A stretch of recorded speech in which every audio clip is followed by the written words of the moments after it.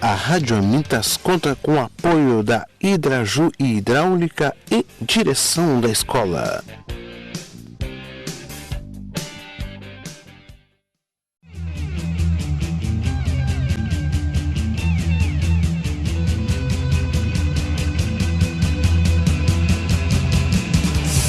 O programa Livre Pensar vai ao ar toda segunda-feira a partir das 20 horas.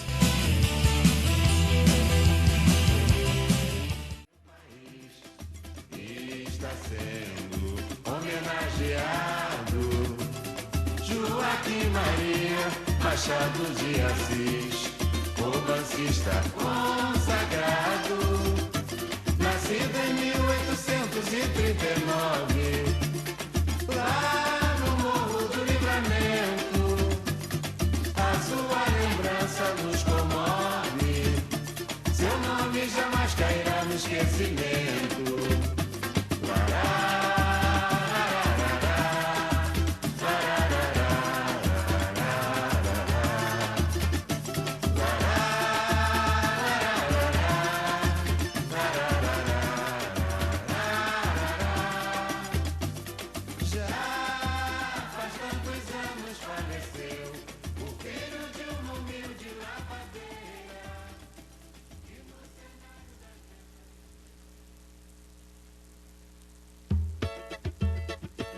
Vivia no litoral africano uma régia tribo ordeira, cujo rei era símbolo de uma terra laboriosa e hospitaleira.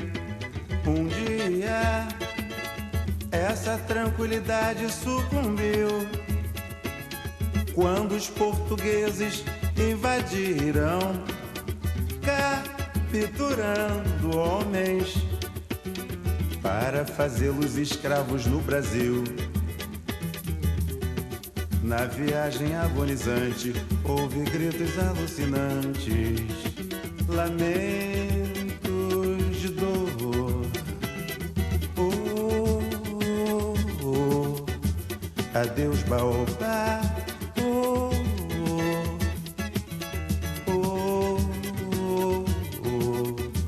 Adeus, meu bengo, eu já vou. Ao longe, Minas jamais ouvia,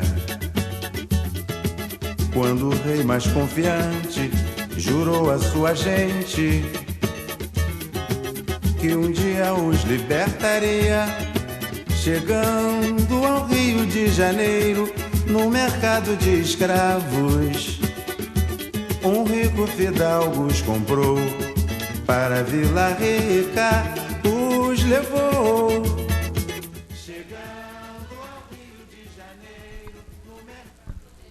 Muito bem, são 20 horas e 8 minutos. Vamos dar início então ao programa Livre Pensar.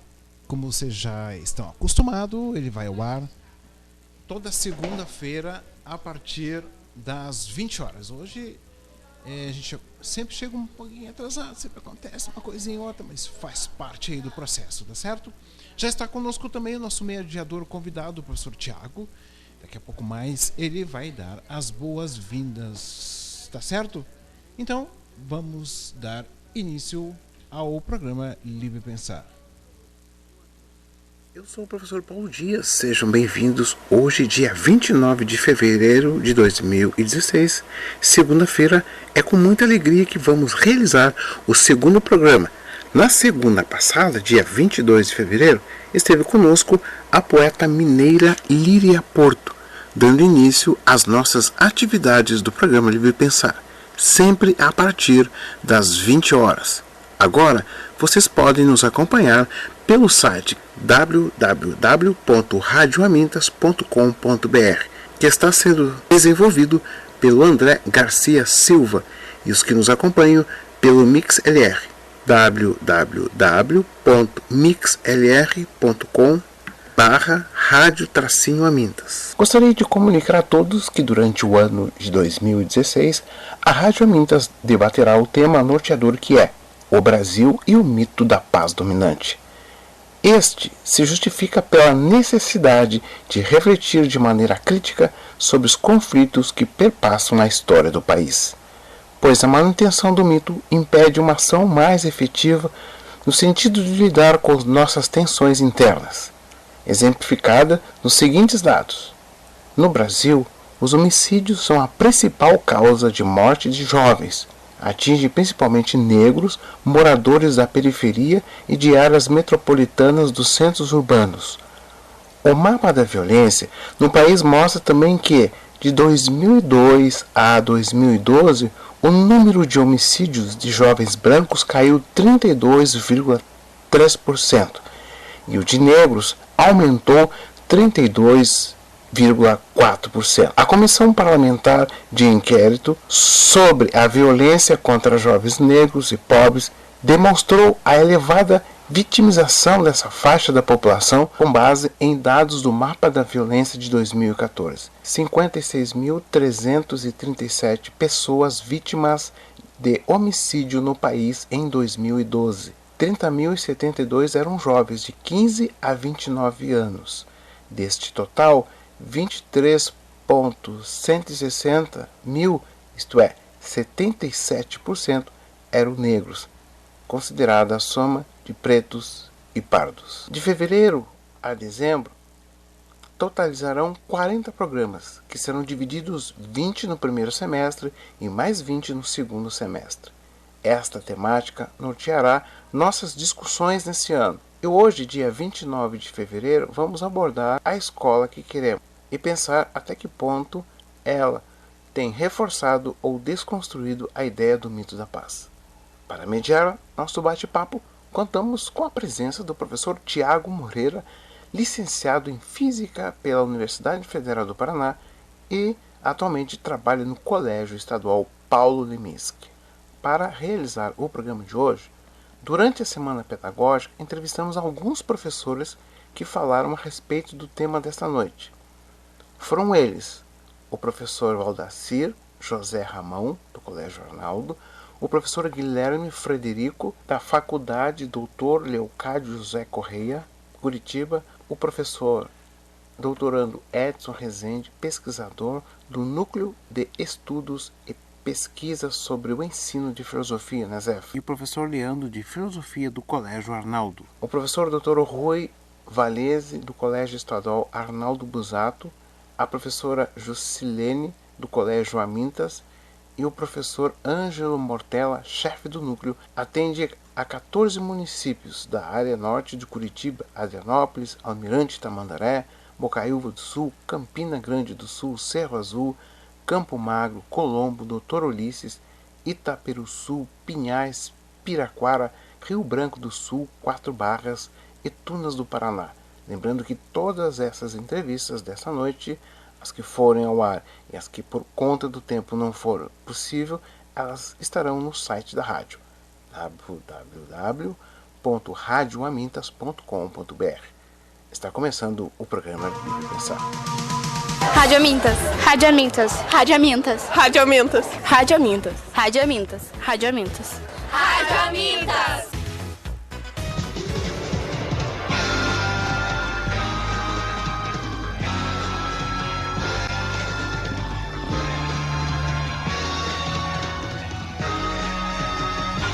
Rádio Amintas, uma rádio educativa.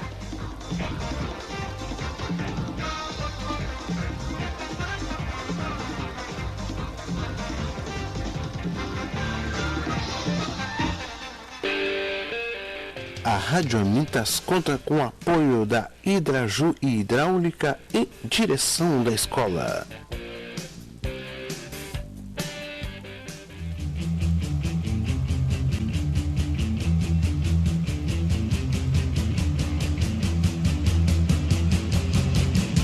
O programa Livre Pensar vai ao ar toda segunda-feira a partir das 20 horas. Vamos dar as boas-vindas ao nosso convidado, o professor Tiago. Boa noite, professor. Seja bem-vindo aqui no espaço da Rádio Amintas. Muito obrigado. Então, eu gostaria de começar dando uma boa noite a todas as pessoas aí que estão nos dando o prazer de participar à distância desse debate sobre educação. em segundo momento ao professor Paulo, em especial um abraço ao professor José Mimodeiros, do Paulo Leminski, que estendeu o convite para que a gente pudesse estar nesse bate-papo aqui com o Paulo. E, por último, de maneira geral, a todos os colegas aí e de toda a educação pública paranaense. Eu sou professor atualmente de Ciências Naturais no Colégio Paulo Leminski, que fica ali no bairro Tarumã. Sou formado em Desenho Industrial, Projeto de Produtos pela Universidade Federal, e licenciado em Física pela UTFPR. Atualmente eu me dedico ao exercício da prática educacional mesmo, e tenho interesse pelo tema de pesquisa do uso das tecnologias sociais para a contextualização do ensino de física dentro de uma perspectiva crítica ali da sociologia da ciência. Muito bem, feita a apresentação, então vamos ouvir então a primeira entrevista. A primeira entrevista que foi realizada durante a Semana Pedagógica, e conversamos com o chefe do núcleo, o professor Ângelo. E na sequência a gente vai ouvir o professor Edson Rezende. Sempre uma honra aqui, é uma escola assim que eu me identifico muito. Pinhais, eu gosto muito da cidade. Então, a escola que queremos é a escola que venha dos professores e dos alunos, né? É eles que têm que construir, né, a escola que eles querem. Cada realidade, né, cada local tem seu próprio ponto de vista, seus objetivos, e é isso que nós queremos. Por isso que é vocês, né, professores, que estão construindo esse quadro aí, né, colocando a escola que quer. Eu tive com a secretária de Educação e ela nos passou que serão chamados 300 professores do concurso, né, que passou aí, e também que vai haver a dobra de padrão. Esse ano ela está estudando todos, ainda não existem os critérios, mas é uma briga, uma luta dela, pessoal, né? E que vai haver também um concurso para agente educacional 1 e 2. Né? É uma ideia dela e que já tem o consentimento do governador. A minha mensagem é que os alunos e os professores, eles são o futuro, né, do país, do Paraná, do país, tudo. Sem eles, nada é possível, né? Não teremos futuro sem eles. Muito bem, então esse foi o chefe do núcleo, o professor Ângelo, e eu gostaria então que você, né, desse início. Okay, vamos lá. Então, a primeira impressão assim que a gente tem ouvindo o professor Ângelo vem de encontro exatamente às críticas que borbulharam, né, durante a Semana Pedagógica, assim. Eu tive a oportunidade de dar uma olhada nos materiais que foram preparados pelos diversos departamentos ali da sede, e dentro dos roteiros e da apresentação especial que eu tive a oportunidade de dar uma folhada, estão previstas temáticas e uma pauta bastante interessante. Então, por exemplo, ali nessa apresentação se cita a reflexão sobre os problemas, os desafios educacionais e o enfrentamento. Esse tema parece desses problemas, né? Esse tema parece ser bastante interessante, principalmente quando colocado em oposição aqui com o nosso tema do programa de hoje, que é a escola que queremos, né? Então, é uma pauta interessante. Em seguida, ali, eles propõem algumas temáticas, dentre elas alguns temas emergentes, direitos humanos, que para os professores é sempre um prazer estar discutindo, mas aí já nasce uma primeira contradição. Por exemplo, nós temos, no início desse ano de 2015, passado, toda uma situação que vai em oposição à temática, né? Então, na minha concepção, achei que a gente poderia até ter usado o próprio 29 de abril para poder discutir esses temas dentro de sala de aula. Essa aí foi um tema bastante delicado, alguns colegas entenderam até como ironia, e de fato a gente realmente faz essa reflexão assim, uma vez que não houve uma retratação, né, daquilo do que ocorreu. Às vezes, muito pelo contrário, por parte das nossas coordenações e das lideranças gerais do governo. No segundo dia, a semana pedagógica propõe, após essa fase inicial de formação, reunir toda a comunidade escolar. Para nós é interessantíssimo. A escola que temos, e inclusive eles propõem esse tema, a escola que temos, a escola que queremos e como podemos contribuir. O que falta nesse caso, que a gente sente, são condições concretas para que isso ocorra. Por exemplo, um pai trabalhador que precisa estar submetido a um regime de 44 horas para sustentar suas famílias, muitas vezes mesmo com a legislação que permite, que o respalda, tem dificuldades de poder fazê-lo, né?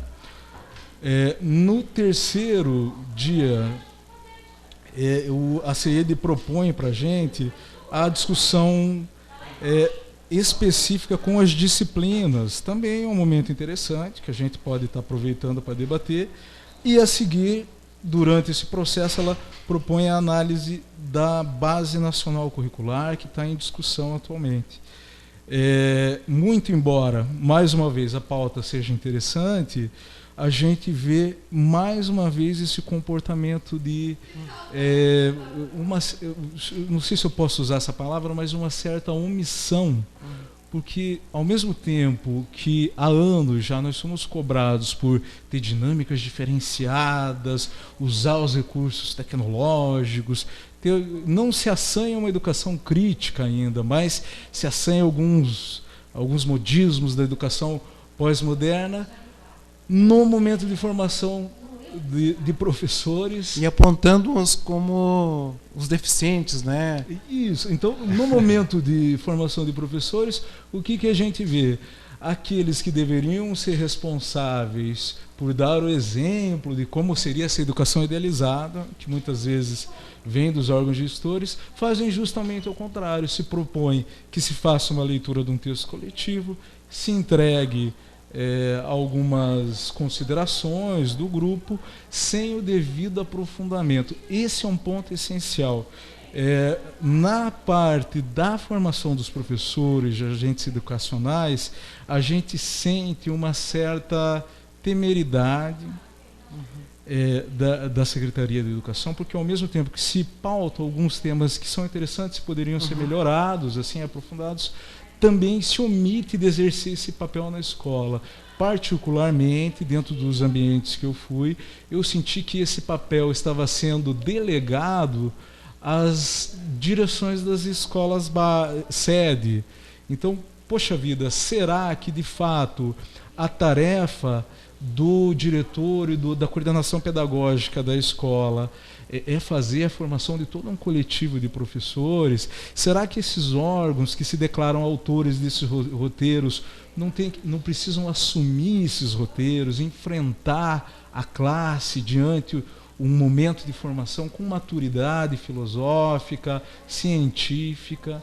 Será que as 5 etapas da educação histórico-crítica, desde a prática inicial, que é levantada no primeiro dia, que seria a escola que temos hoje, até a problematização, que é provocar esse ambiente de dúvida para rever a prática e as soluções que nós temos como modelo, passando pela catarse, não está faltando exatamente um momento de instrumentação teórica, que é aquele momento onde você conseguiu criar o clima de curiosidade, você conseguiu problematizar, já sabe como está a prática inicial e aquelas visões que os professores têm acerca dela.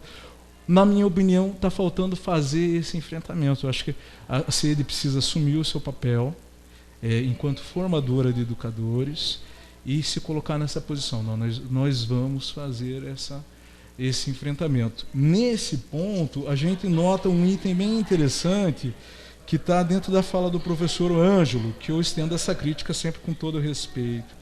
Ele coloca ali que a escola que nós queremos são os professores e os alunos que têm que construir. Então, aí nesse caso, claro que é uma análise mais sutil do discurso, nós educadores perguntamos: e a responsabilidade do Estado nesse processo de formação? E a responsabilidade do Estado em cobrar a gestão democrática, mas garantir um espaço na semana pedagógica para que seja discutido o conselho escolar, por exemplo. Então, ao mesmo tempo que, claro, nós educadores estamos dispostos a participar, a interagir no nosso processo de formação, na organização da escola, na organização sindical, eu acredito também que nós precisamos que alguém assuma esse papel. E não é um papel difícil, por exemplo.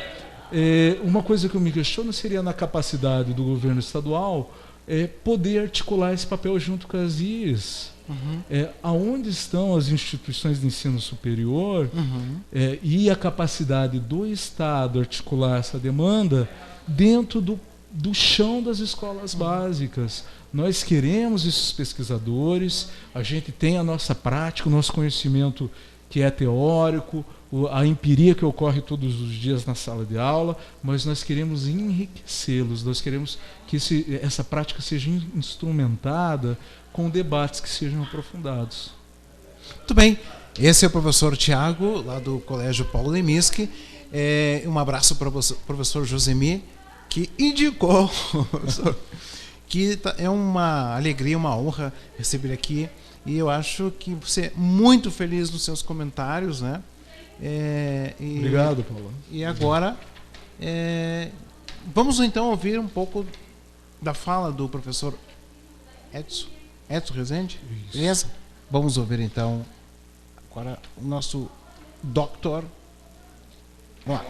Meu nome é Edson Teixeira de Rezende, professor de filosofia do Colégio Amitas de Barros, pesquisador do NESEF UFPR, e a discussão sobre a escola que queremos passa inicialmente por uma discussão de cunho ainda mais amplo. Se a gente pudesse retornar aos contratualistas, basicamente ao pensamento de Thomas Hobbes vai propor a ideia de que o homem nasce num estado de guerra iminente, né, e é através do contrato que se instala um ambiente dito de paz.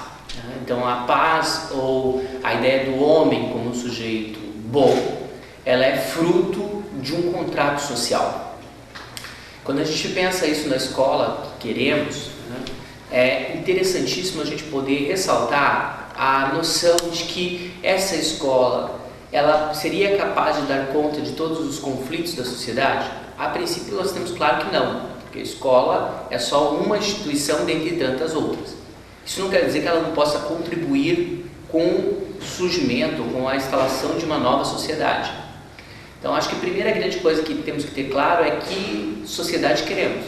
Me parece que uma sociedade que queremos é uma sociedade minimamente igualitária. E aí eu gostaria de pensar como Platão no seu livro Gorgias, que ele dizia que a verdadeira democracia não estava em permitir que todos os homens pudessem fazer um rodízio no poder, mas que todos os homens tivessem condições, entre aspas, de galgar ou de almejar isso. E aí e ele vai dizer, especialmente na educação. E aí quando você pega essa questão da igualdade no texto lá do Platão, você vai encontrar a palavra equidade, né? Então traduzida para o português como igualdade. Essa equidade ou igualdade proposta por Platão, ele está pensando em que condições o nosso estudante chega na escola. Então, aquilo que é permitido para ele lá no ambiente familiar. Então, se o pai consegue garantir a alimentação adequada, o vestimento, o lazer, a própria presença paterna e materna. Então, muitas vezes, para garantir as condições materiais, nós temos a ausência presente, né, física e também emocional desse pai e dessa mãe. Então, dentro desse estado dito de democracia, mas que se alicerça ainda num processo de desigualdade, como funciona o processo de educação? Esse mesmo estudante, então, que vai se encontrar muitas vezes distante da sua relação com os pais, ele vem para a escola e vai resolver os seus problemas como ele tem aprendido nas suas relações sociais. Então, quando a gente fala de uma escola que vai proporcionar a possibilidade de um sujeito emancipado, autônomo e tudo mais, um cidadão crítico e participativo, a gente verifica que, diante das condições materiais que ele chega, isso é muitas vezes minimizado. Poucos são os nossos estudantes que conseguem frequentar um teatro, escutar ir ver um show musical. Então, Então, isso são privados desses indivíduos, e quando eles vão, eles também não têm muitas vezes a presença do pai. Então, o hábito cultural que esses indivíduos chegam no ambiente escolar, muitas vezes é precário. Não na totalidade, mas um número considerável de estudantes. E aí pensar que a escola é capaz de resolver tudo isso, e acho que esse é um tema muito significativo que a Rádio Aminta se propõe a tratar, que é a ideia da paz, o mito da paz. Então, o mito da paz que se faz na sociedade brasileira, que se faz no ambiente escolar. Então, os conflitos, eles estão aí, eles pipocam a todo tempo. Se eu voltasse, então, na perspectiva do Hobbes, é quase como que natural o homem entrasse nesse conflito, mas é pelo processo da humanização que a gente deveria sair dele. E aí a educação seria um dos caminhos para poder pensar isso. Pensar isso não quer dizer negar que isso ocorra. Então, como a gente tem visto e trabalhado isso? Na verdade, os conflitos a gente tende a basicamente jogar para debaixo do tapete, não polemizar, não colocar isso às claras para poder fazer uma reflexão contundente e, quem sabe, avançar para além disso. Então, essa escola que a gente quer não é distante, não é separada da sociedade que eu quero, do engajamento das outras instituições sociais para que isso possa se constituir. Então, não adianta ter uma escola com excelentes atores que criem um ambiente, porque ela não é uma ilha, ela está dentro da sociedade. Então, não adianta aqui você dar todas as condições, tratar o indivíduo adequadamente, se o resto da sociedade não faz. Tá? Para o texto, a paz perpétua do Kant, pensar um modelo de contrato que evitasse, então, de maneira significativa, esse confronto, porque os sujeitos respeitam o contrato. E por que eu vou respeitar o contrato? Porque eu me vejo como sujeito ativo dele, porque eu sou pensado como um sujeito autônomo, e para ser pensado como um sujeito autônomo, tem que se garantir algumas condições.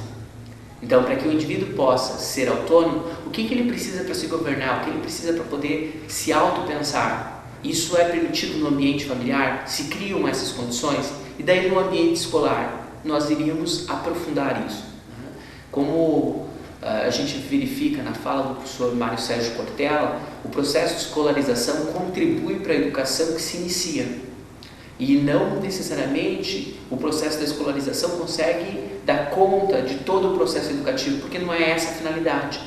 Uma das finalidades, parece que, do ambiente escolar é que a gente pudesse trabalhar o conhecimento científico historicamente acumulado e isso permitisse para o indivíduo se apoderar desse conhecimento, ressignificar a sua realidade, analisar isso e propor outros caminhos.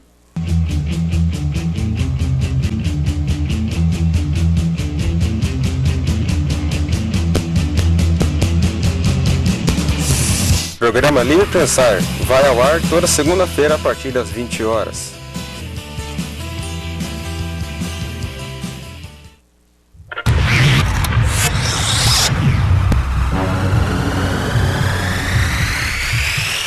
Você está ouvindo Rádio Amintas, uma rádio educativa.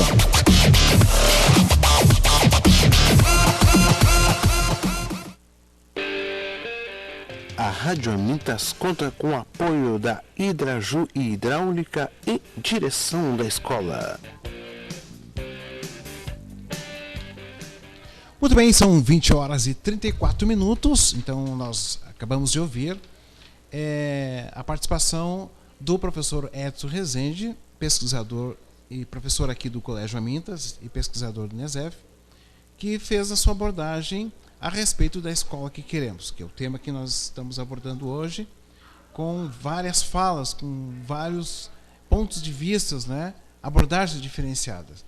E se nós não conseguirmos, no programa de hoje, esgotar, que nem a gente tem essa pretensão de esgotar, mas enfim, a gente, na sequência, a gente pode retomar, com certeza, chamar o professor Tiago aqui novamente, para a gente dar continuidade. Então, fica bem à vontade, se não der tempo, então, para a gente não correr. Eu acho que sim, as suas observações, elas são importantes, então vamos sem muita pressa.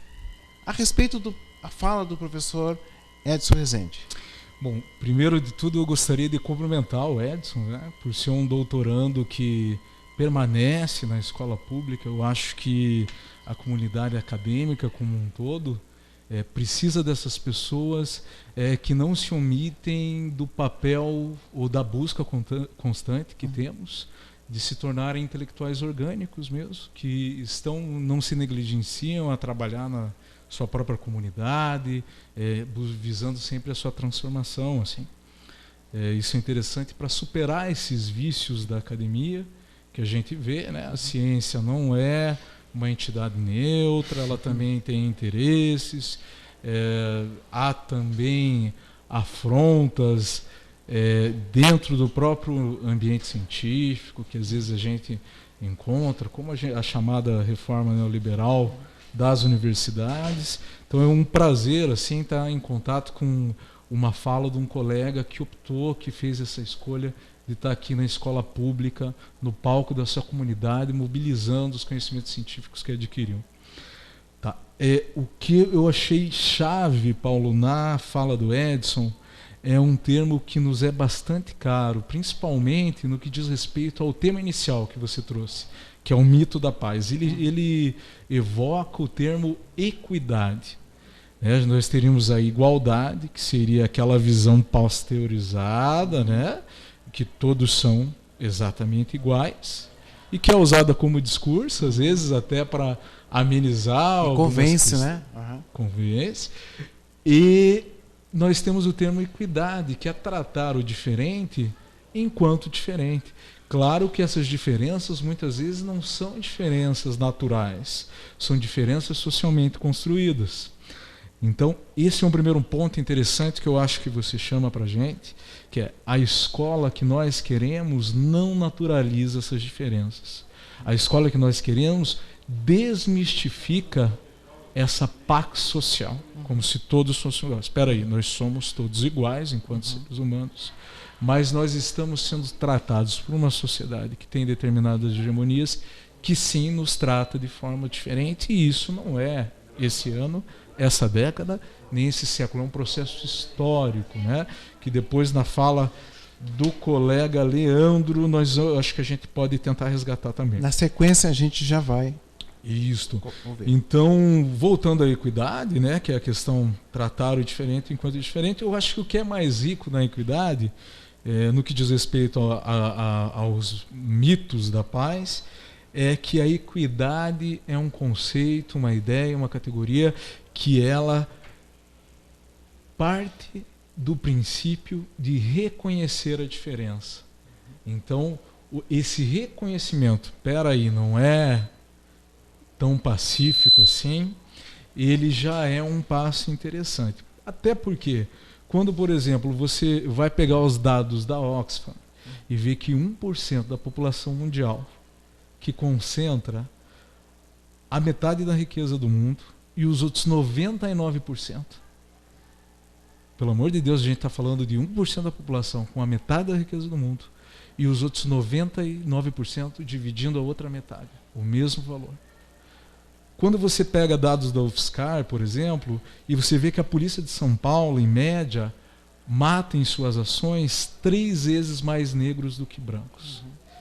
Se você pega um mapa da violência contra a mulher, por exemplo, e vê que são assassinadas em processos de violência doméstica, que muitas vezes tem a ver com o contexto social e com os resíduos sociais, a maneira que o modo de produção se organiza, morrem 13 mulheres por dia. Se você calcular isso por ano, são aproximadamente 5.000 mulheres assassinadas no Brasil por conta de violência doméstica. Então, peraí, existe uma paz, né?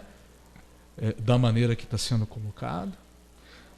Ok, então essas estruturas ideológicas que vêm construir todo esse sonambulismo sobre a sociedade, que é um estado meio fantástico, assim, não, a paz, todos somos iguais. Entra aí a questão da meritocracia. Se diz que jovens, por exemplo, que não tiveram as condições mínimas garantidas, obtêm o mesmo mérito do que aquele jovem que cresceu na classe média alta, né?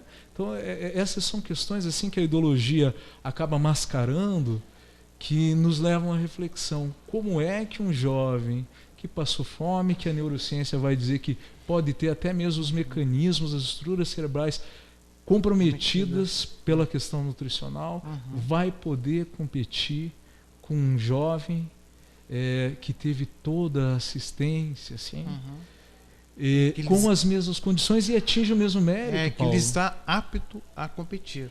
Pois é. Então, a escola que queremos, ela não passa pela questão da produzir mão de obra de alienada para competir com o seu igual. A escola que a gente quer, ela passa pela geração de renda, sim, porque é necessário uma base material para que a gente consiga daí alçar todas as questões psíquicas, intelectuais, sociais, mas que, sobretudo, pense na auto-organização dos trabalhadores em um nível, que pense na sua auto-organização. Não é possível imaginar que um indivíduo autônomo, emancipado, aceite a maneira assimétrica com que são colocadas essas relações sociais. E daí eu acho que cabe 2 adendos. Primeiro, não se trata de propagar, por exemplo, o ódio à classe média. Aquele vizinho seu que tem o carrinho dele, que tem o mercado, que tem o panificadora, né? Nós estamos falando desse 1% que concentra metade da riqueza do mundo, que estabelece lobbies, como, por exemplo, agora a gente está vendo o lobby do petróleo para levar um patrimônio de 6 trilhões de reais como pré-sal, que ia estar oferecendo benefício para a educação. Então cabe esse equilíbrio, com toda a crítica que às vezes há em relação ao comportamento social da classe média, que não é rica, mas também teme ser pobre. Então acaba vestindo o senso comum que combate o seu igual, aquela necessidade psíquica de sempre ter alguém inferior para se sentir bem. Isso é uma coisa que também é outra reflexão que a gente tem que fazer. E, sobretudo, a cultura de paz. Nós queremos a paz, a escola almeja a paz, só que não é essa paz que está colocada. A nossa paz, a escola que queremos, que é a paz da justiça social. Tem uma música de um autor que ele diz: a paz que eu não quero, não é, Paulo? Que não é o cólera, não? Eu sei que o Rapa tem uma versão, que a música chama A Paz que eu não quero, que é bem interessante. Então, nós queremos a paz, a gente almeja essa paz, só que ao mesmo tempo é uma paz acompanhada, que só é possível com justiça social. A minha alma tá armada e apontada para a cara do sucesso. Os pais sem voz, paz sem voz, não é paz, é medo, medo, medo, medo, medo. Às vezes eu falo com a vida, às vezes é ela quem diz qual a paz que eu não quero conservar pra tentar ser feliz. Às vezes eu falo com a vida, às vezes é ela quem diz qual a paz que eu não quero conservar pra tentar ser feliz.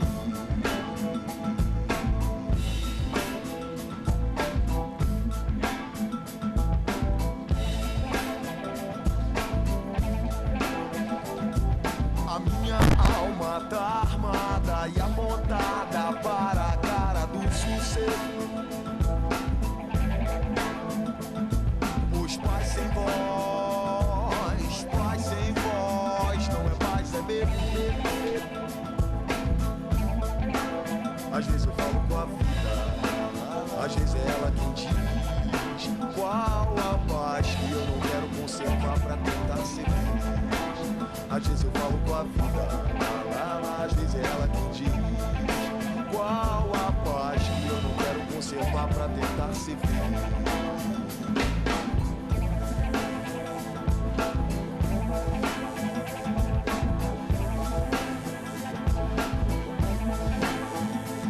As grades do condomínio são pra trazer proteção, mas também trazem a dúvida se é você que tá nessa prisão. Me abrace e me dê um beijo, faça um filho comigo, mas não me deixe sentar na poltrona no dia de domingo. Procurando novas drogas de aluguel nesse vídeo coagido. É pela paz que eu não quero seguir admitido.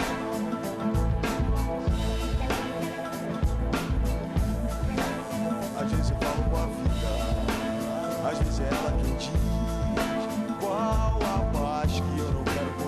pra tentar ser feliz. Às vezes eu falo com a vida, às vezes é ela quem diz qual a paz que eu não quero conservar pra tentar ser feliz.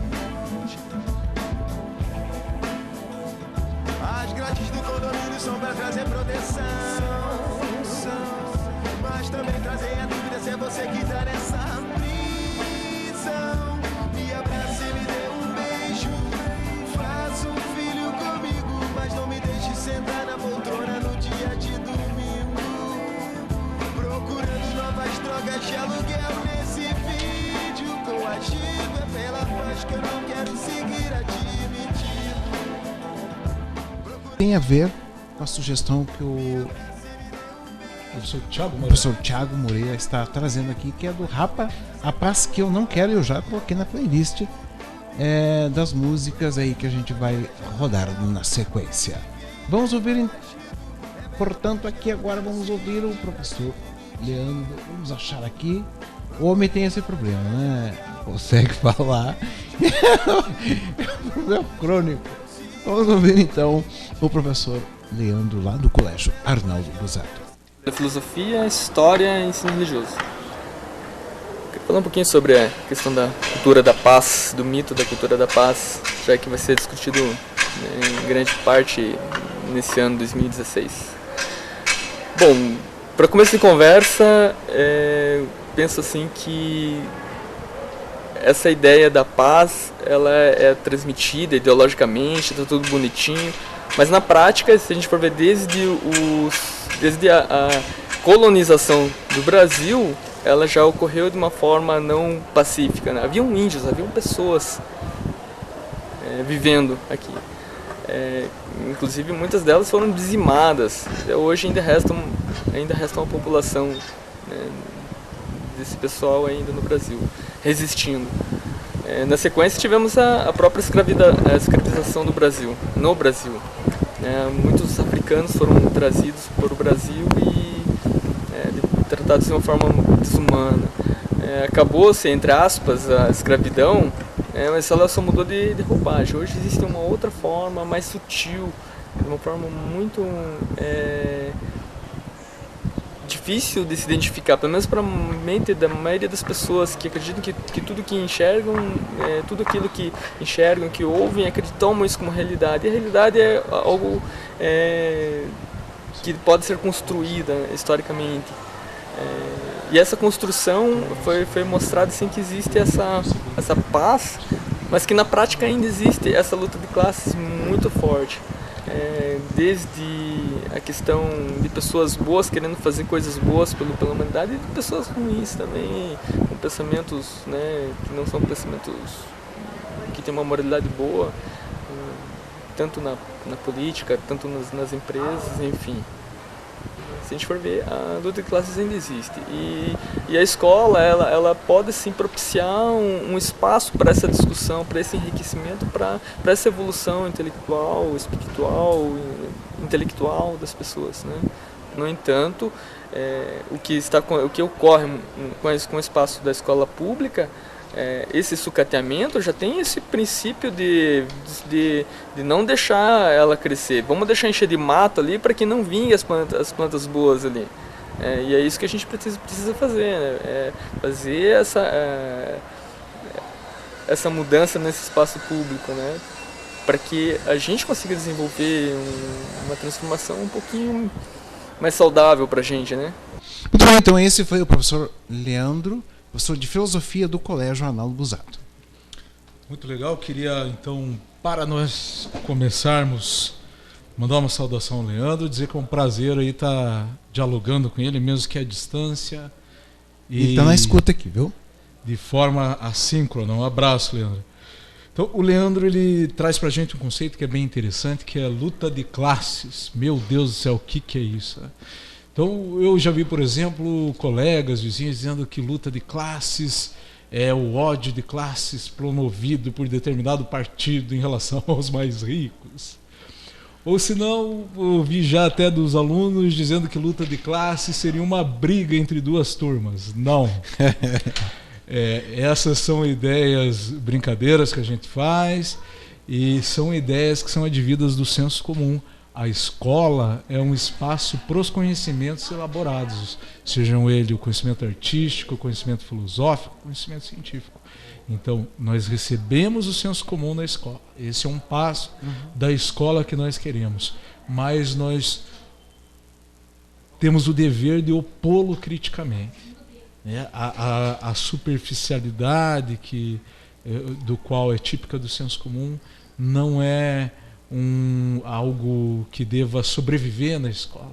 Ela tem que ser temperada com o senso crítico dos alunos, dos professores e da comunidade como um todo. Então, luta de classes é um conceito sociológico, ele remonta aos pensadores do materialismo histórico dialético. Karl Marx, por exemplo, comenta que ela está nesse cerne da luta entre escravo e homem livre, depois entre o servo e o senhor, entre o patrício e o plebeu, e agora, nos tempos, na modernidade tardia, entre o patrão e o empregado, por exemplo. O conceito de luta de classes, ele muito mais expõe a simetria com que as relações sociais, socioprodutivas acontecem, do que, digamos assim, provoca uma espécie de conflito injustificado, tal como tem sido propagado no senso comum. Então, esse conceito tem uma questão bem interessante, que alguns sociólogos dizem que não há luta de classes. Tal. Tem uma fala de um milionário norte-americano que chama-se Warren Buffett, eu acho que é o nome dele, e ele fala assim: não, gente, existe luta de classes, só que nós estamos ganhando. Então você veja, o mito dessa simetria de condições sociais, às vezes ele é desvelado de maneira escarrada até pelos próprios agentes que promovem essa ideologia que faz pensar que tudo está normal. Tudo está normal, tem ordem.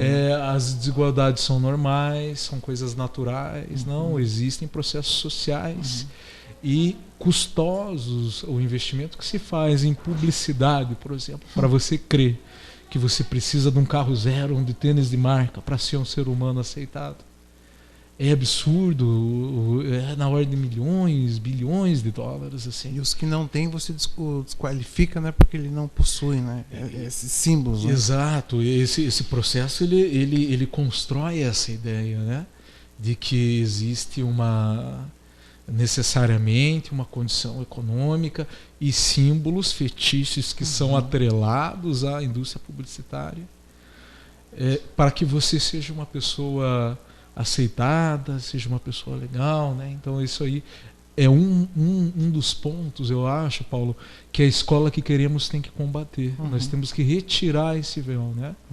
Então existem oposições e assimetria entre classes, sim.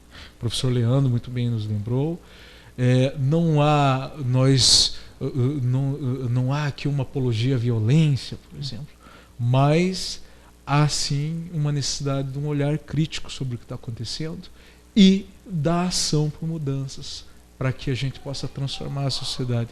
O conhecimento, ele não pode ser algo empossado que só vai servir à erudição, ao ornamento, né? O conhecimento, ele tem que ser mobilizado na transformação social do entorno da escola. Houve um colega, agora eu acredito que foi o Edson que comentou, né? Da questão, a escola é socialmente situada, essa ilusão, a escola não dialoga com a vida prática. Até há uma interpretação possível aí, bem que pode ser possível, mas é um erro pensar que a escola não é socialmente situada. A escola é pensada dentro das hegemonias sociais, ela serve à reprodução dessas hegemonias, e nos freixozinhos contraditórios que ela tem, a gente pode se apropriar desse espaço contraditoriamente, como aqui no programa do professor Paulo, para poder estar utilizando dessa forma mais crítica, né, dentro de uma perspectiva de solidariedade e de transformação social mesmo. Muito bem, são 20 horas e 56 minutos. A gente agradece a participação do Josiane Rachid, professora Noeli, o Fabiano Marafon, professor Leandro e os nossos anônimos, ou que estão nos ouvindo pelo MixLR ou pelo site da Rádio Mintas, tá certo? Vamos ouvir então o professor Guilherme, que vai falar sobre a exclusão branda. Boa noite, sou o professor Guilherme Frederico Quinopac Silva, sou formado em Ciências Sociais pela Universidade Federal do Paraná, Teologia Espírita pela Faculdade Dr. Ricardo José Correia e atualmente estou cursando mestrado em Sociologia. Dentro dessa temática proposta, a gente pensar a escola que queremos, dentro do contexto maior desse mito da paz, a gente tem que tentar talvez compreender qual o papel da escola hoje. Numa sociedade que globalmente no século XX talvez tenha, de certa maneira, atingido o seu momento de maior pacificação. Alguns cientistas trabalhando com dados estatísticos de países e culturas do mundo todo chegaram à conclusão de que o número de homicídios a cada 100 mil habitantes decresceu de maneira bastante abrupta no século XX. Ainda que com grandes conflitos, como 2 guerras mundiais e diversos outros conflitos localizados, decaiu muito o número de homicídios no planeta Terra. Isso não quer dizer que a gente ainda possa acreditar estar vivendo numa sociedade pacificada. Alguns locais talvez sim, onde a taxa de homicídio decaiu para um indivíduo a cada 100 mil habitantes. Mas nós, isso por ano, eles tomam esses dados do número de indivíduos sofreram homicídio a cada 100 mil habitantes ano. Alguns locais como Londres e boa parte de alguns países europeus alcançaram esse número de um indivíduo a cada 100 mil habitantes ano. Mas nós tomamos a realidade brasileira, em especial Curitiba e região metropolitana, a gente ainda vive uma área de violência talvez maior que alguns locais que enfrentam guerras civis. Curitiba, na região metropolitana, na média, tem perto de 60 homicídios para cada 100 mil habitantes. Tamandaré chega a 100 habitantes por 100 mil habitantes. Então, existem focos ainda específicos de violência. E a grande parte desses homicídios, claro, existem outras formas de violência, mas restringindo aqui a essa questão do homicídio, acometem jovens na faixa dos 15 aos 40 anos e principalmente no universo masculino. Talvez 90% da população hoje que vai sofrer homicídio anualmente nessa região seja de homens.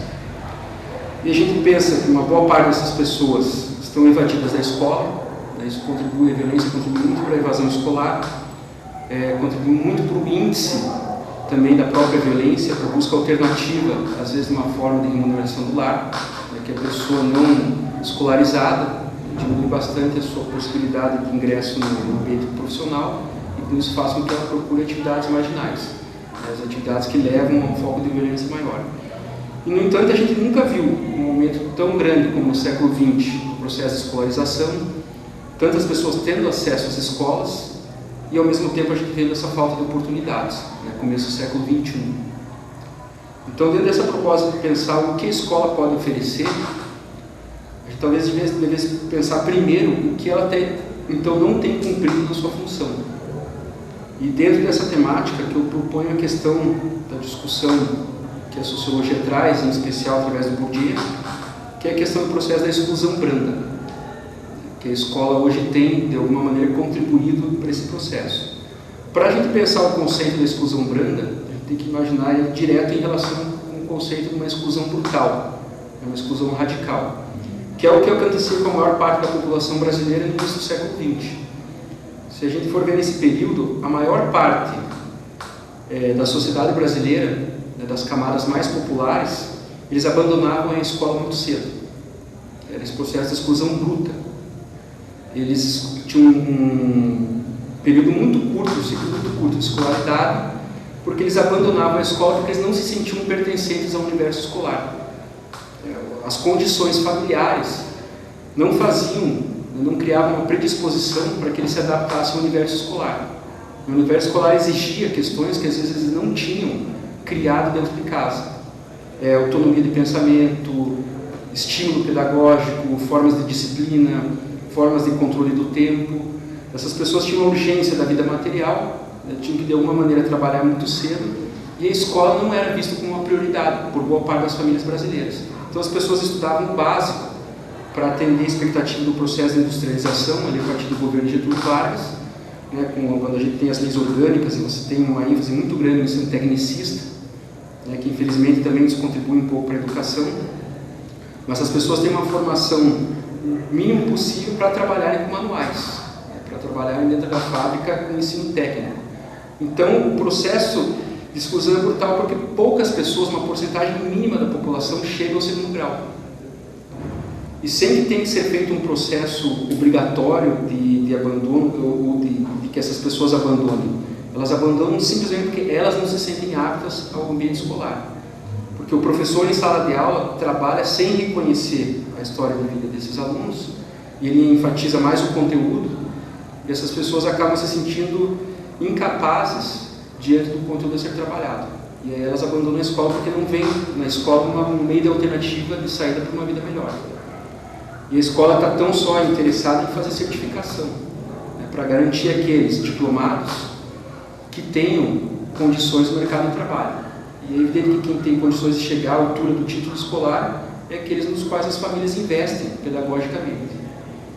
Isso fica mais evidente na década de 60, no Brasil um pouco posterior de 70, quando começam a surgir as críticas ao modelo escolar. Exigir uma nova escola, uma escola nova, um novo modelo de ensino, uma escola libertadora, quando a gente passa a evidenciar na fala, inclusive dos políticos, um discurso em torno da democratização. Então, eles começam a pensar por que as camadas mais populares não vão adiante no ciclo escolar, por que é um abandono muito grande nas séries iniciais. E a partir desse momento, né, você tem toda uma discussão, uma reformulação em torno da escola. Mas a responsabilidade acaba recaindo quase que todo sobre o trabalho dos professores, sobre o corpo docente. Eles, de repente, se veem obrigados, de alguma maneira, a absorver um número cada vez maior de alunos em sala de aula, tentando adaptar o currículo escolar a toda essa diversidade em sala de aula, sem poder fazer esse processo exclusivo, de exclusão. Porque o professor passa a ser, né, o culpado pela falta de sucesso escolar dos seus alunos. Então, com isso, ele diminui o nível de exigência escolar e a gente acaba chegando no momento presente em que há cada vez mais uma aprovação em massa nos ciclos escolares. Então, hoje as pessoas aumentaram o nível de escolarização, mas com isso decaiu bastante a qualidade do ensino, onde a gente já não pode mais dizer que aquilo que o certificado atesta de fato, né, não existe na realidade. Ou seja, ao diplomar um aluno de segundo grau, não quer dizer que o aluno domine o que o diploma pressupõe, né, os conhecimentos básicos que estão ali previstos, aquela média mínima que está colocada. Porque muitos alunos eles vão simplesmente sendo aprovados sem que o nível de exigência avaliativo seja o adequado para que ele esteja naquela série que condiz a sua idade. Então, é nesse momento que passa a haver essa transformação, né? Essa exclusão ela deixa de ser brutal, porque os alunos de fato vão adiante, seguem adiante, chegam ao segundo grau, mas agora eles chegam sem ter as capacidades adequadas para aquele ambiente. E às vezes vão além, né? Eles arriscam inclusive a vida acadêmica. Alguns alunos hoje têm uma oferta muito grande de cursos acadêmicos, exige-se muito pouco às vezes no processo seletivo para que esse aluno chegue à universidade, ou a alguma faculdade, algum curso acadêmico, e com isso ele passa a investir no estudo e criar uma expectativa maior. Mas em algum momento dessa trajetória, essa pessoa vai ser excluída. Por isso que ela é branda, é uma exclusão gradual. Ela não é feita lá do início, não é feita na separação do curso inicial para o ginasial, ou para o médio, ou para o curso universitário. Ele vai gradualmente sendo aprovado, mas lá na frente, em algum momento posterior, vai chegar a hora da verdade. Ou ele não vai conseguir ter acesso ao curso acadêmico, porque ele vai perceber que ele não foi preparado para entrar no curso acadêmico, para ser aprovado no processo seletivo. Ou ele entra na universidade, mas ele não consegue sair, porque ele vai perceber aí a defasagem do ensino que ele teve. Como eu disse, o diploma não pressupõe, a formação que ele tem não é aquela que está pressuposta no diploma, e com isso ele não tem condições de encarar o ensino acadêmico. Ou às vezes o próprio ensino acadêmico contribui para a exclusão branda, vai levando esse aluno adiante, ele se forma, mesmo que sem a capacidade que a sua habilitação exige, e o momento de exclusão vai ser o mercado de trabalho. Então, alguém que apostou lá de cedo, né, fazer essa trajetória escolar, e ele às vezes foi criado na ilusão de que ele pode ser jogado adiante, ano a ano, e a escola contribui para esse processo, criar a ilusão de que ele é capaz, sem dar esses instrumentos para que lá na frente ele possa exercitar de fato, né, de maneira plena, o seu exercício profissional. Professor Rui, lá do Colégio Arnaldo Busato. Assim, eu penso assim, que a escola que eu quero é uma escola que realize, que efetive um processo de ensino-aprendizagem. Faz parte desse processo de ensino-aprendizagem, e as diretrizes colocam alguns elementos, alguns conceitos, alguns princípios. E aí o problema que está colocado é como é que nós vamos efetivar esses princípios, esses conhecimentos, se as condições para efetivar esse processo elas não estão dadas. Por exemplo, nós temos a situação das salas superlotadas, tem a situação dos alunos no seu dia a dia, no seu cotidiano, que não tem as condições materiais, objetivas de aprendizagem e de estudo. Então nós ficamos um pouco nesse dilema de como nós vamos cumprir aquilo que a mantenedora propõe, né, e aquilo que nós conseguimos diante da nossa própria condição, da nossa própria realidade. Então a gente se angustia, não chega a ser uma angústia do ponto de vista aí de uma depressão, né, mas é uma angústia que nos incomoda, né, e que tem que nos provocar, nos mobilizar a fazer o melhor que a gente pode fazer nas condições que nós temos para trabalhar. Eu acho que isso é inclusive conseguir efetivar, né, aquilo que uma das questões colocadas, que é a ideia da equidade, né, alcançar essa equidade. Mesmo que o Estado não dê condições para que isso aconteça, a gente tem que se superar também. Na questão da equidade, é interessante assim, que a gente tem que pensar assim, o Bourdieu fala do capital cultural, que cada aluno que chega em sala de aula, ele vem com um capital diferente. Então, mesmo que seja o mesmo professor, a mesma escola, a mesma aula, os mesmos materiais, mas o aluno não é o mesmo, né? E se formos mais adiante ainda, nem o professor é o mesmo todo dia, né? Tem dia que nós estamos dispostos para trabalhar e tem dia que a gente não está a fim de trabalhar, né? Como diria Nietzsche, demasiado humanos, né? Então a gente vive isso e a gente tem que entender isso, que não é um processo fácil, mas a gente tem que olhar a ideia da equidade pensando o seguinte: esse aluno que chega para nós numa situação de não carência, mas alguns de muita carência, e carência às vezes não só afetivas, mas até mesmo biológicas, né, de alimentação, de nutrição, né, de segurança mesmo. Então como é que eu vou tratar todos como iguais? Não dá.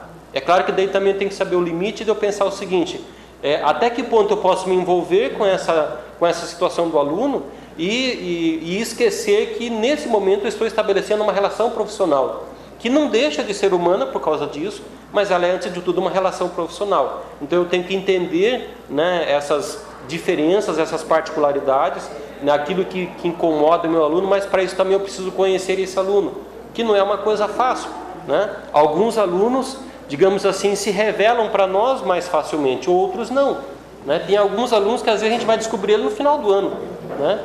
Descobrir ele assim, de saber realmente quais são os problemas, os dramas que ele vive, né? Então nós temos que pensar que a equidade é algo que está no nosso horizonte, mas que não é tão fácil assim de ser efetivado, né? De ser construído, né, a partir do conhecimento e mesmo vivido numa sala de aula. Celso José de Souza, né? Sou da Escola Estadual Professor Paulo Freire. Dentro do que a gente entende, teoricamente falando, sobre a questão das diferenças, né, ela não deve partir do ponto de vista daqueles que detêm o poder, certo? Se a escola, como dizia Lucchesi, a função da escola é empoderar o aluno, né, criando um aspecto de autonomia, né, autos do grego, né, fazer com que a lei seja propiciada a todos no âmbito do individual, do indivíduo, só que tem uma dificuldade aí. A sociedade, ela nasce do coletivo, né? Certo? Quando a gente prepara um aluno e se revendo dentro desse processo, porque quando você prepara alguém, você também está se revendo, está inserido dentro de um contexto, escola, né? Sociedade, certo? Então, eu acho que a grande função da escola, como dizia um teórico, ou ela forma ou ela deforma. A escola que queremos é a escola que a gente constrói no dia a dia, né? Ela é uma escola onde tem os profissionais da educação. Sempre eu entendo os profissionais da educação como professores, professoras, os funcionários, as funcionárias, os alunos, a comunidade escolar, pai, mãe. Essa é a escola que nós queremos. A gente, para falarmos de uma escola que nós queremos, a gente também tem que lembrar de uma escola que nós temos. Hoje, nós temos uma escola que é carente em algumas coisas, né? Tem uma grande carência de falta de formação para profissionais da educação, uma formação dentro de um contexto real da escola onde esse profissional trabalha. Nesse sentido, dá para dizer que a escola que nós temos, ela é um pouco precária. Também é precária a parte estrutural de muitos estabelecimentos escolares. Nós temos escolas fantásticas, bem estruturadas, né, onde as gestões têm feito um bom trabalho, né, apesar também de ser precário também a formação para o gestor. Estamos dizendo que muitas escolas estão fisicamente, a estrutura ela comporta uma carência aí. Acho que nós temos que avançar então nesse sentido. É uma escola que nós temos, mas é uma escola que nós precisamos ir além dessa realidade. Nós também temos uma carência, então é a escola que nós temos ainda, né? Nós temos uma carência da participação dos pais, né? Da comunidade, né? O pai continua sendo o pai do aluno que está no 8º ano, 9º ano, 1º ano, 2º, 3º, 4º ano, como é a realidade de nossa escola. Ele não deixa de ser pai a partir do 6º ano, do 7º ano, onde que nós temos a presença maior da comunidade e dos pais. E isso tem demonstrado que é ruim para os estabelecimentos e inclusive para o professor desenvolver um bom trabalho. Quando o professor percebe que tem a presença do pai na escola, tem a presença da mãe na escola, tem a presença do responsável por aquele aluno, o professor ele também consegue desenvolver um trabalho com mais segurança, né? Com os pés na sua realidade. Então nós dizemos o seguinte, que a escola que nós temos é essa. Qual é a escola que nós queremos? Uma escola que tenha formação contínua e continuada, funcionários e professores. É uma escola que nós queremos onde que o protagonismo juvenil esteja presente.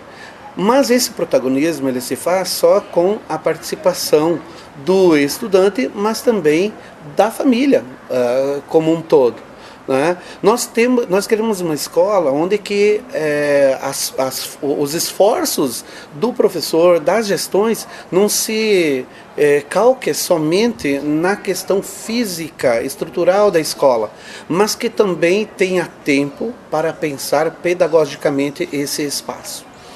Existe um ideal e existe um real. E é difícil você ter um ideal de escola, um real de escola. Porque nesse contexto de sociedade, como é que eu vou conseguir trazer esse pai que não está preocupado com a escola? Porque ele não está preocupado. Ele está preocupado em ter onde deixar o filho.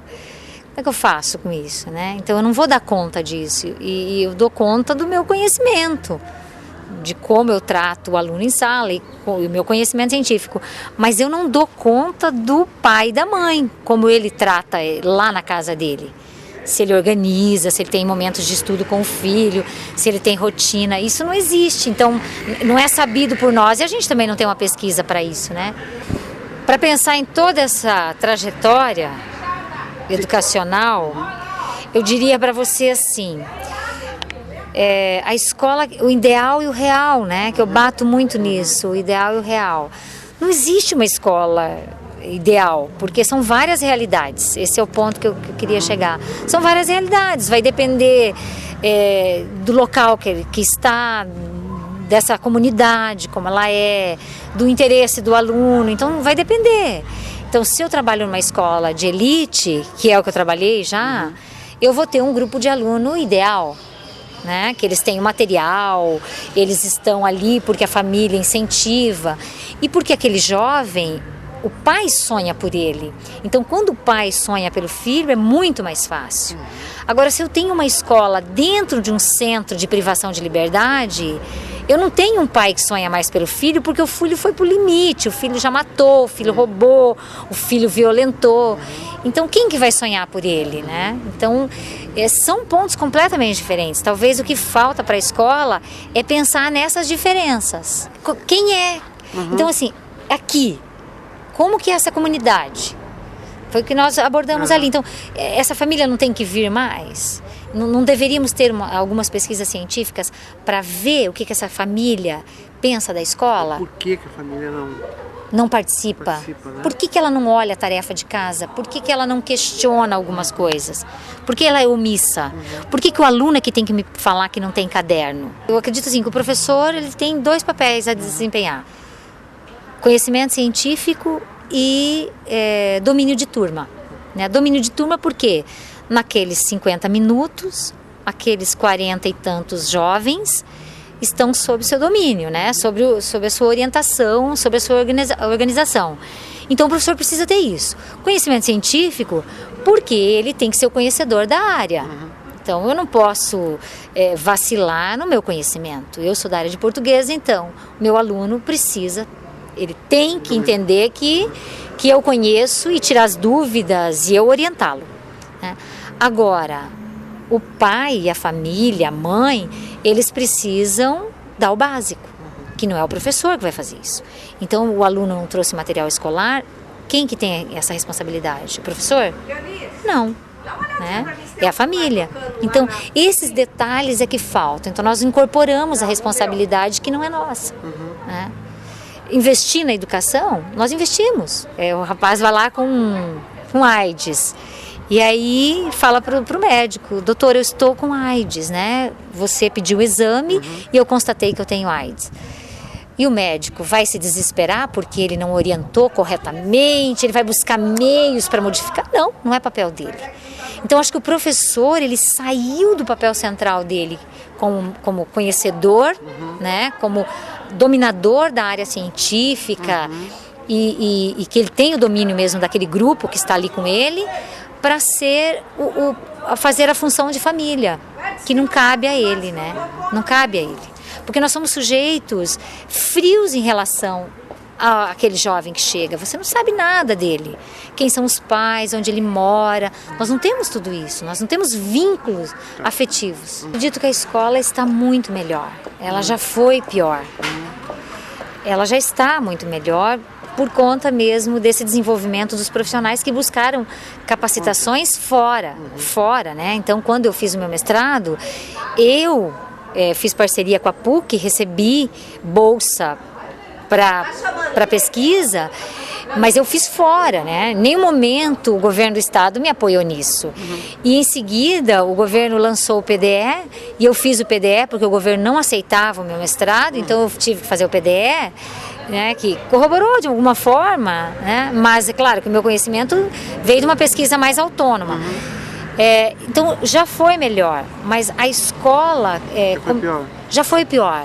Então traçando esse paralelo desses de 88 até a data atual. Já foi muito pior. Eu sinto que hoje ela está melhor. Os professores estão mais capacitados, eles estão mais esclarecidos. Então, o corpo docente, de alguma forma, buscando das maneiras mais difíceis possíveis para conseguir fazer isso, mas fizeram. Eu percebo que o corpo docente está muito melhor. Muito bem, são 21 horas e 11 minutos. Como a gente previa, né? Não deu para colocar todas as entrevistas, mas não se preocupem. Elas vão estar entre quinta e sexta-feira todas disponíveis. Você que participou conosco, foi uma alegria receber a sua opinião, mas eles vão estar no site da rádio, tá certo? Lá, assim como já está disponível a participação da mineira Líria Porto, a poeta mineira Líria Porto, que esteve conosco no dia 22, segunda-feira passada, e os colegas que participaram hoje e os que a gente não conseguiu levar ao ar, mas né, vão estar lá com certeza. Professor. Vamos lá, então saudar o professor Guilherme, o professor Rui, dizer que o professor Guilherme ele apresenta uma visão bastante aprofundada, sociológica da escola, né? Isso é muito interessante para a gente. E ele toca na formação de mão de obra alienada, que na verdade é uma das motivações históricas do nascimento da escola pública. Assim, existe um momento histórico onde se expandiram, logo após o nascimento da escola pública, como entendemos, onde se expandiram os sistemas nacionais de ensino. E esse é um momento onde se bebeu muito das ideias tecnicistas, né? Caminhava ao passo da industrialização e com a formação de operários ou que iriam servir como um exército de mão de obra alienada, né? Infelizmente, essa crítica que o professor faz, ela continua na contemporaneidade. Se você, por exemplo, for analisar as vertentes pós-modernas da educação, elas se diferem em sua forma, em sua superfície, em relação à educação tradicional e à educação tecnicistas dos séculos anteriores, e que até hoje tem a nossa pedagogia é muito confusa nesse sentido, né?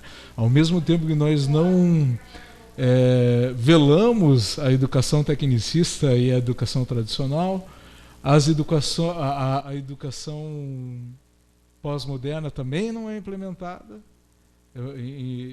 em sua plenitude, quiçá então as visões pedagógicas críticas, né? São aquelas que nós almejamos como utopia. Então esse detalhe aí é bastante interessante, a revisão dessa questão do tecnicismo, da formação de mera mão de obra alienada, nem que seja temperada com qualquer atividade, com a cooperação que a educação pós-moderna assanha, mas ao mesmo tempo é uma criatividade e uma criticidade que tem um limite bem pontuado, né? Nós queremos aquela criticidade coletiva, aquela criatividade que leva à arte enganjada, que leva à autonomia. Eu acho que esse é um ponto interessante da escola que nós queremos. E eles colocam duas questões interessantes. A primeira, o Guilherme e o Rui também frisa essa questão do sucateamento. Isso hoje, acho que a escola que temos é uma escola remediada ou paupérrima, em alguns casos, em condições materiais, né? E isso não é uma tendência a melhorar. Por exemplo, em 2015, início de 2015, nós temos a negativa de pagamento de fundo rotativo, que são verbas que compram merenda, compram material básico para o funcionamento de escolas. Nós temos a proposta de redução de turmas para empilhar alunos em sala de aula e pagar menos professores, né? Em um contexto histórico em que a tendência é você reduzir alunos por turma no mundo inteiro. Então, ao mesmo tempo que a gente pensa, não, mas não está tão ruim assim, você vê no século XXI tentativas de desmonte da educação pública, como a que acabou de ocorrer aí, nessa cena lamentável que depois se acumulou com a violência e contra todo o coletivo de educadores do Paraná, né? E daí o professor Rui cita um detalhe importante, que é a questão acompanhado do sucateamento, a questão do adoecimento da classe. Bom, se você coloca uma pessoa em um deserto com uma pá e diz que ela tem que construir uma pirâmide, essa pessoa vai adoecer. O professor Rui coloca ali de uma maneira bem pontual, né? Mas uma parcela significativa da nossa classe que está em licença médica está por doenças como síndrome do pânico, burnout, que é essa do esgotamento, formas de depressão, dentre outras, né? Então essa é uma questão que também tem que ser levada à tona. Isso é um elemento concreto agora na educação que nós temos e que acho que não queremos que exista nessa educação que a gente pretenda que se viabilize, né? E esses dias a gente estava brincando na escola, inventamos o termo DPA, que é depressão pós-aula. Aquele horário que bate o sinal e você fica lá sozinho pensando, meu Deus, o que eu tenho que fazer essa gurizada? Aprender, isso é uma experiência empírica que nós temos, mas ao mesmo tempo, quando ela é repetida sistematicamente, analisada em sua complexidade, você vai ver que vai aparecer todos esses detalhes. A negligência na formação, a falta de recursos materiais, o salário inicial depauperado e por aí vai. Então, acho que assim, para a gente poder finalizar, Paulo, e depois a gente pode sempre manter esse canal de diálogo, eu acho que a gente podia falar da nossa utopia, da escola que temos, né? Afinal, para você pensar uma futura escola, uma escola que a gente idealiza e deseja, é importante partir de toda essa crítica que a gente fez da escola que temos. Eu acho que a escola que a gente quer, ela não transmite só a informação. Ao mesmo tempo, ela não negligencia os conhecimentos históricos construídos. Não só faz isso, como ela também letra, você usa no seu projeto da rádio, que eu tive acesso ao termo letramento, você faz o letramento científico, o aluno sabe como o conhecimento é produzido. Afinal, você quer ter um ser humano emancipado, livre, autônomo, é impossível que você dê só a informação e queira que ele aceite. Ele precisa desconstruir e compreender. Eu acho que a escola que a gente quer, ela supera essa pedagogia confusa, a mistura do tradicional com o tecnicista, com o pós-moderno. Ela orienta a sua pedagogia com base numa perspectiva de transformação social. A escola que a gente quer, ela respeita o meio ambiente, só que ela desconfia daquela ONG financiada pela empresa, pela indústria química, que faz propaganda que protege o meio ambiente, mas polui o rio com aditivos pesados, com metais pesados, né? Essa escola desvela essa maquiagem, essa higienização que a gente cria enquanto mitos, né? É uma justiça que é socioambiental, ela é crítica, ela se aprofunda em suas raízes. E, sobretudo, é uma escola onde a comunidade é participante, mas é respeitosa. A gente quer que o aluno seja autônomo, que ele levante a mão e participe, mas sempre com respeito ao colega educador e ao colega estudante, que faz parte daquela comunidade de pesquisa. E, por final, tem que ser uma escola que preza justiça social. A paz é impossível sem que ela esteja sintonizada com justiça social. Muito bem, são 21 horas e 20 minutos, professor Tiago. Muito obrigado. Eu tenho certeza que não vai ser a primeira vez. Você vai pisar no nosso solo muitas e muitas vezes, tenho certeza. Muito obrigado pelas suas palavras e a gente agradece pelo horário, adiantar da hora, e lembrando a você que esse ano a gente está discutindo o tema Brasil e o mito da paz dominante. Então, os 40 programas que vão ao ar, sempre a gente vai fazer esse recorte e discutir muito bem que o professor Tiago trouxe hoje, né? Que paz é essa, que ordem é essa e para quem, né?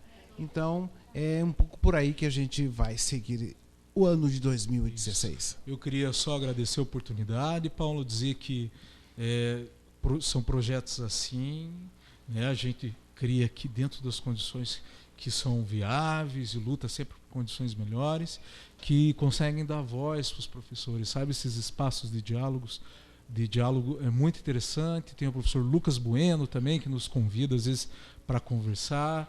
São iniciativas louváveis assim, de resistência dentro da escola pública. E para finalizar, queria só mandar um abraço e um beijo ao professor Josemi e a todos os colegas do Paulo Leminski lá. Muito bem, esse é o professor Tiago. Prazeraço, ficamos por aqui. Fique com a gente e é isso aí. Abraço a todos vocês. Até logo, pessoal.